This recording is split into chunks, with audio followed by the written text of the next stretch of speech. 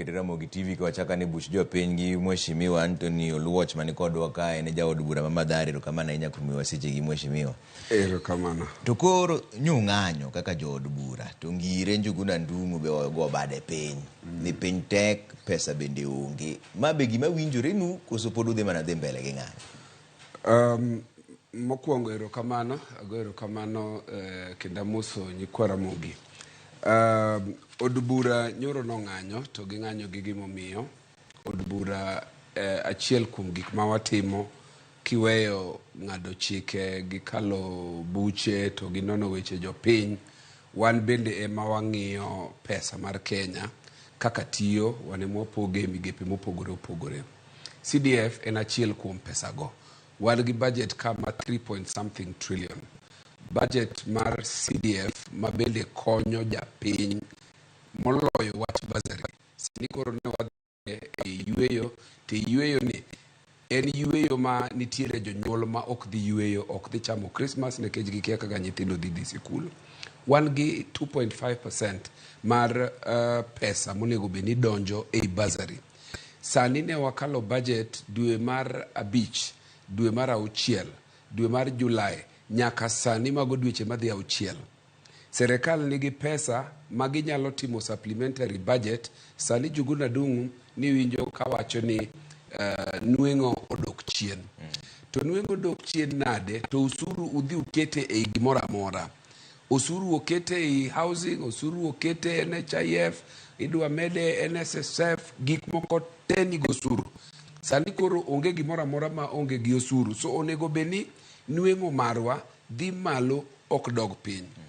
Mar ariyo, otemo wacho ni nitiere gik ma osemiyo gi bagni e higa chielni. E higa chielni kata ka ni miyo dhako ich onego beni dhako no sani koro iye noromo, nodhi mondo mi odhi okonyre. Gichako mokwongo ni lweny manitiere Russia, mane momiyo pesa mar dola odhi otimore nade, bei mar petrol, mano giringo godo chiegni dweche auchiel. Sani kendo koro ne gidonje moro ka ni lweny mane timore Middle East mar Palestine gi Gaza. Sani koro gisieko ni El Nino. Wan wabedo kacha kitemo wuondo japiny to wuonda japiny, wane mwanono budget cha. Ma wang'eyo ni pesa mane okaw malich ni itero e disaster management kata El Nino onge. Ng'eny mar pesa okawe okete gik moko machal kaka State House. Ni State House ni oneno ni nitiere kaka koro sano dwano rwak welo e yo mopogore, odwano ger wing moro machielo monyalo kete welo 1,000 billion osedhi kanyo. Ya, king'iyo gik moko ma priorities ma kalni odhi okaw. President iwacho ni nobiro e limbe mar ndalare. Matinde ni manga maloko e yapo to biro kanoa Dubai, oringo dhi India, obro biro ka olok kaunda suit moko morwako ka ochako ringo dhiyo.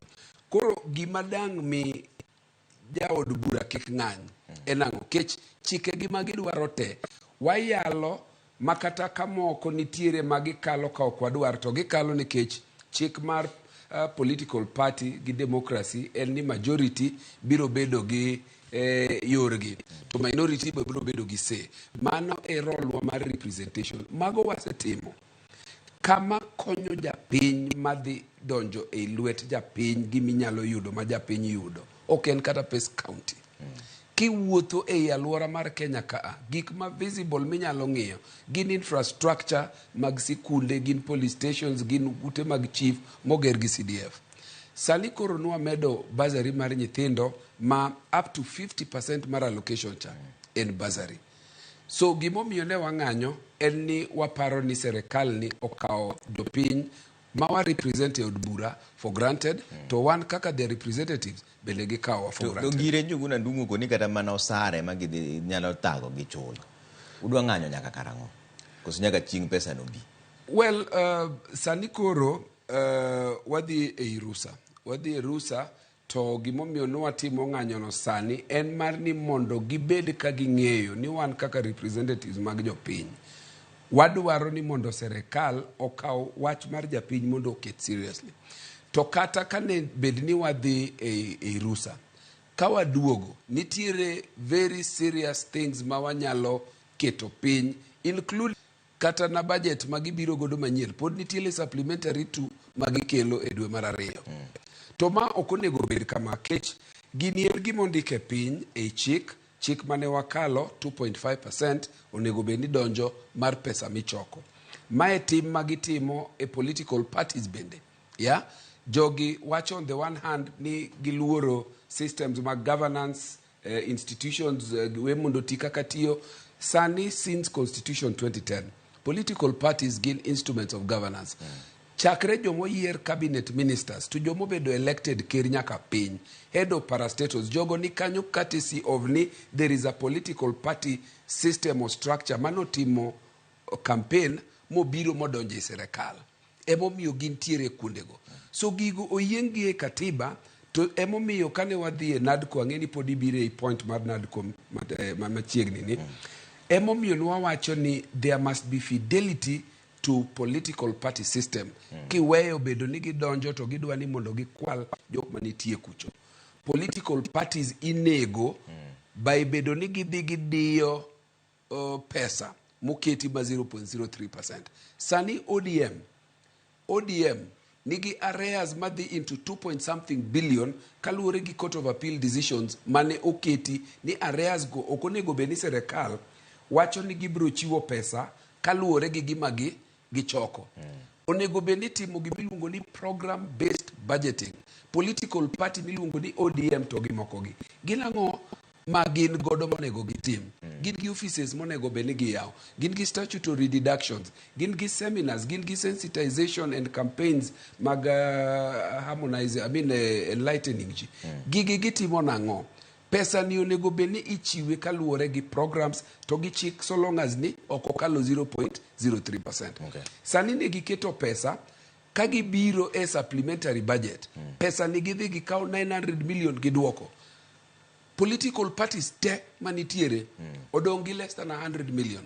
So emo wacho ni serikal ni nigi tugo mang'eny machuno ni wan nyaka jopiny nyaka waket tie wapiny. Wadonja ne wach mar NADCO report makori mulo no endo. Mokwongo report no iyie kode to kata kise nyiswa ki iyie kode kata ki iyie kode odhi konyo duond buche nang'o. Mokwongo ne wadhi menyo to kan wadhi menyo ber mondo jopiny ong'e ni wan wadhi manyang'o to jo Kenya kwanza no dhi manyang'o. Pile pile iwinjo ka jogi wacho ni ne wadwaro kwith marwa ni ne dwaro pok mar kombe ni jogi kombe magidwaro gi nusu mkati. King'iyo gik mane jogo kelo mesa jogo wacho ni gidwaro kom prime minister. Prime minister no wang'eyo ni ilose ne ng'at achiel manitiere i gikanyo. Gine magikelo wach leader of opposition kagiparo ni wan gi gombo kata paro moro gi leader of opposition. 2/3 gender rule. Gigi king'iyo gi nyaka CDF. Yes, ndiyo wan kaka wabunge nikech gini konyo japiny. CDF no kokete e katiba kucho ober. To gigi wan ne okwa kelo. Gik magikelo gi tek ng'iyo sana positions magi. Gin gik mamedo budget kuom japiny to gin positions. Wan wakelo mokwongo en cost of living mamano gitamore kabisa. Giwacho ni cost of living en jukumu mano mandate margi ogidwa ng'ama puonjogi. Cost of living sani neno kuma koro chope ni wantiere kuma japiny onge kaka nyalo konyore kata matin. Wan wakelo kendo wach moro mar fidelity to political parties mana yase wacho ka. Wakelo wach moro mar electoral reforms. Kuom gik mane watero abich, ang'wen kuomgi wanyalo wacho ni giyie kodwa kata koke na 100% kanyalo tiyo gi dho Professor Adams Oluoch ma was one of the experts mane konyowa e kwithwani. Wacho ni ne kuom grade monyalo miyowa kaka azimio NA mar 80%. 20% no wanyalo wacho ni wabiro lawe. To bende nitiere jomoko ma wacho ni bende kan iyudo 100% gima koro idwa dong' midwaro keep godo government ni check enang'o. Wan wamiyo gi yath prescription ni kauru gini mondo thieth godo what cost of living ma inyo japiny. An dabed Ruto do kaw gigi mondo opposition kora agenda lalne. To cost of living ni wan wadwa wacho nyaka 2027 makata kok gigine mane wer wadwa wero negi elia, wadwa were kanisa, wadwa were kila mahali. Ekonomi kamochope sani koluongi yiero Ruto biro gore piny gi siendane saa 2 gokinyi. Koluongi yiero next year the same thing. Gima jogi paro e pachgi mathin en ni wainy japiny wadi waketo suruni karomo 2026 ni koro wabiro biro ni koro waloro gigi japiny biro bedo kawero wako chunge wi pickup kucho ni simu meona tulitenga tukapanga tumeweka koro idwa chaki duogo hasla. Ng'at moro miluongo ni boda mama mboga manowe e stage magidhurai gima dhare nowe gi Jeriko kuche stage tok kane gisego ombulu. Koro idhi dok manyo gi 2026 ni tumeshukisha, tumefanya, tumetenga. Revolution moro biro ka mibro yudo ni tumetenga no wang' ni biro to yudo kiwache to kech moko timre. Iwacho to jopiny ng'i. To kata wacho no bedo makech sani nudok e ndiko ka koro watieko ndiko mar jo ODM mondo bed jo kanyo mag ODM. Ben gima dhi chenro no dhi makare to be bro miyo party bedo motegno makata ka wuoche wuok to gichung' kamoro achiel. Erokamano. Achako kawacho ni chama wagi gin gik mokete katiba, gin gik monego beni watego gi seche te, to gin gik manyalo miyo e kinde e yiero. Iwacho ni every election cycle nyaka idog ir japiny mar mondo idhi manya ne pach japiny ni mande ni kuom gima nong'iso wa watim bende watime makare to gimiyo scorecard.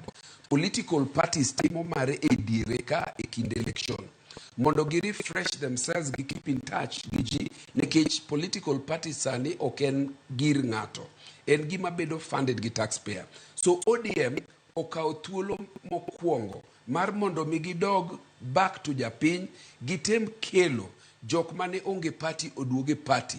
Generation moro nitie ka miluongo ni generation mar TikTok, generation X, akele generation Z, akele luongo gi nango tinde nyingego pogore seche te.